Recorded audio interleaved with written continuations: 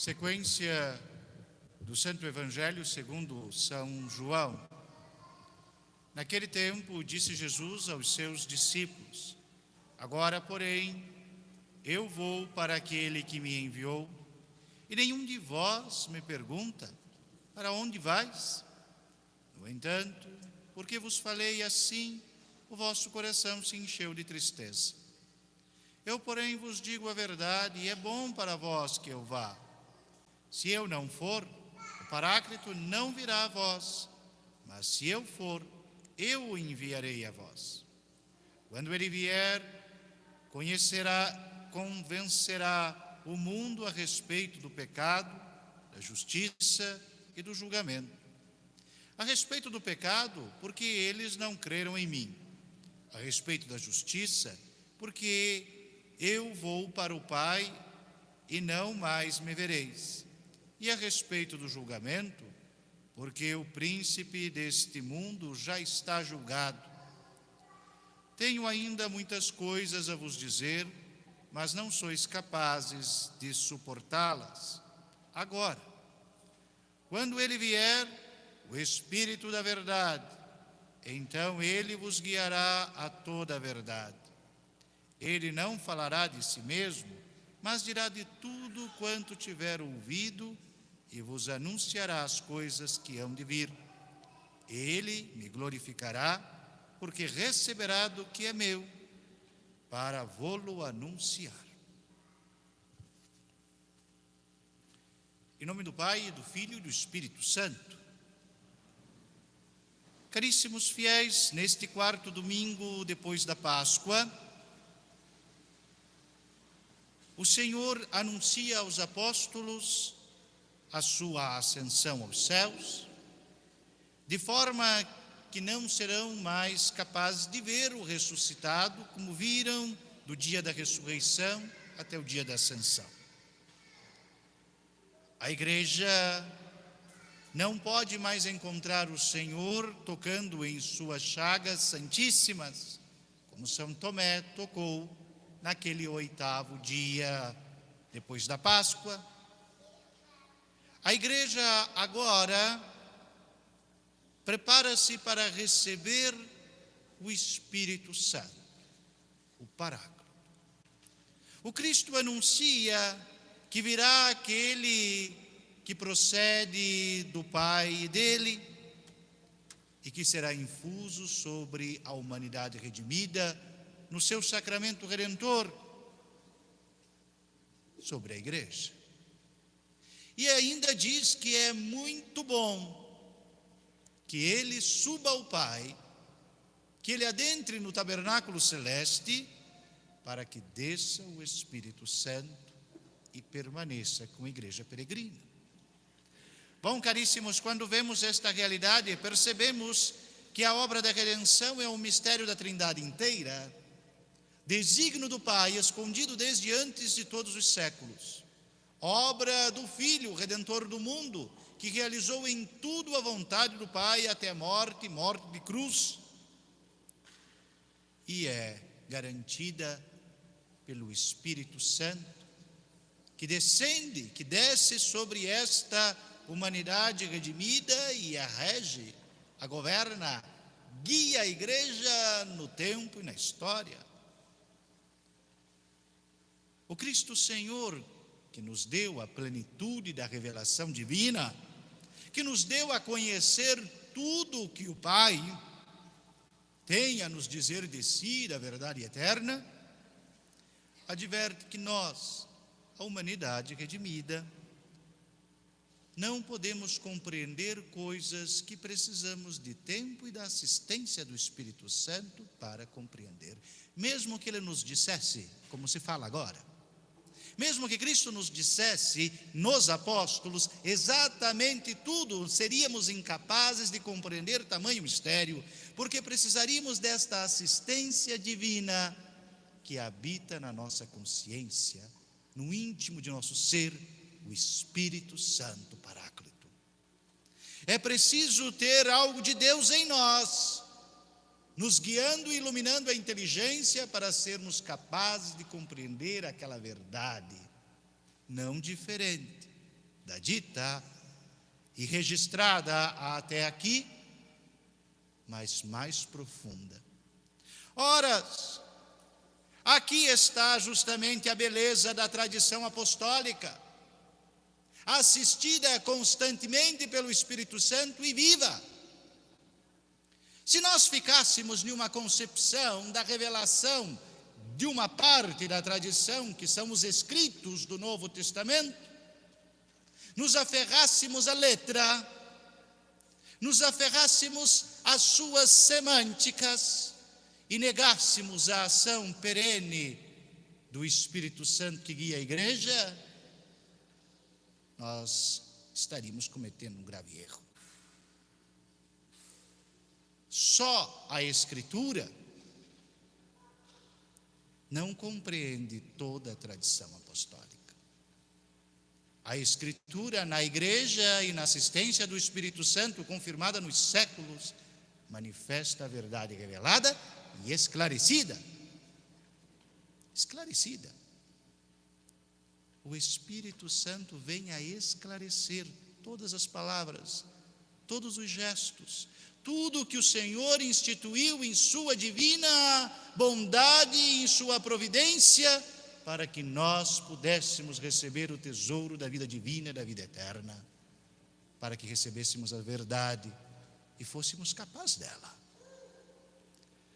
Uma das sentenças mais belas que está na introdução ao Espírito da Liturgia do Papa Bento XVI é uma afirmação categórica, claríssima, de que o que era sagrado no passado continua sendo sagrado no presente e será sagrado até o fim do mundo. Deus não muda. Deus é eterno, firme, perene. O que muda são as ideias do mundo, que são parciais. O que muda é o relativo. Muda e se trai na sua mudança. Mas a instituição divina, o revelar-se de Deus, a verdade revelada e comunicada, não muda. Não muda jamais. Novidades tornam-se cafonas com muita velocidade. A beleza eterna e imutável nunca se torna enfadonha, triste, feia. Sempre será bela. Caríssimos, quando vemos isto e percebemos que conservar a liturgia da Mãe Igreja da forma mais próxima possível daquela tradicional nos enche de ânimo. Porque por vezes ouvimos a sentença: mudou, já mudou, não cabe mais, o mundo mudou. E o que eu tenho a ver com isso?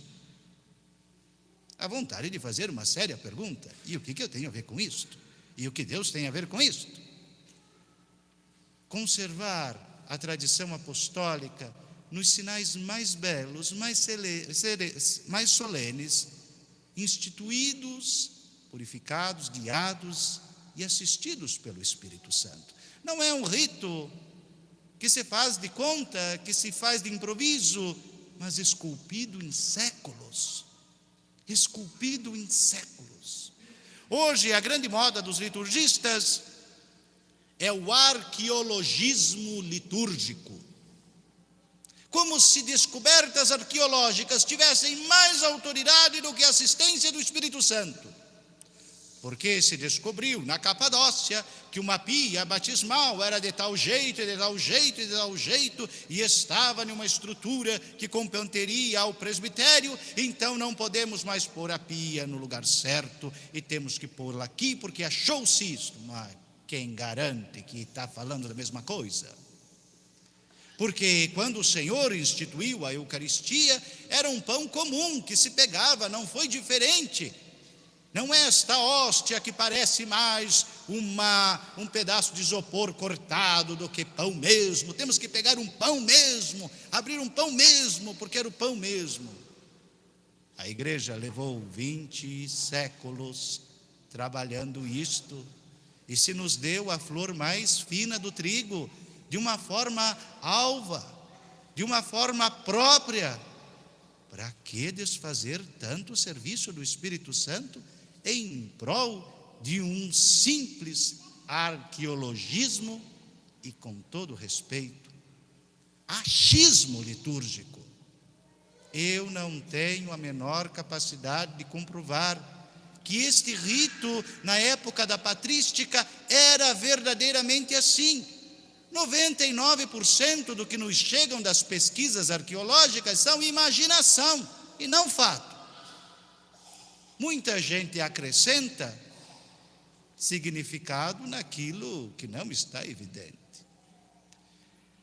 Aí podemos compreender que Deus não abandona a sua obra. Se as coisas foram conduzidas através dos séculos, se elas, na assistência do Espírito Santo, caminharam para esta forma mais perfeita e plena, e não para outra, é porque aquele que é o Senhor da história o conduziu. É muito mais seguro, reto e verdadeiro prosseguir aquilo da liturgia que nós recebemos do que nos aventurarmos em uma imaginação, em um improviso, em uma ficção arqueológica. Algum tempo atrás, um professor de liturgia seguia dizendo que a missa era assim e assado na época de Santo Agostinho, e que esses tradicionais aí querem fazer uma liturgia que nunca foi dos santos padres. Me prove por A mais B que não foi. Não porque era assim. Você encontrou um elemento arquitetônico. Você tem na sua casa muitas coisas que você mudou de lugar por simples conveniência. Não é porque você colocou a mesa no lugar que estava o sofá, ou o sofá no lugar que estava a mesa, que aquilo sempre foi assim. Aquilo que o Espírito Santo instituiu, da verdade revelada, celebrada, comunicada, aquilo que a tradição apostólica nos garantiu e que o magistério da Igreja perene recebeu, é a verdade que cremos e que se acrescenta ao patrimônio do tesouro da fé. Não nos aventuremos em experiências e em achismos, mas firmemos nossa fé na verdade comunicada e transmitida, traditio, transmitida, apostólica. Louvado seja nosso Senhor Jesus Cristo.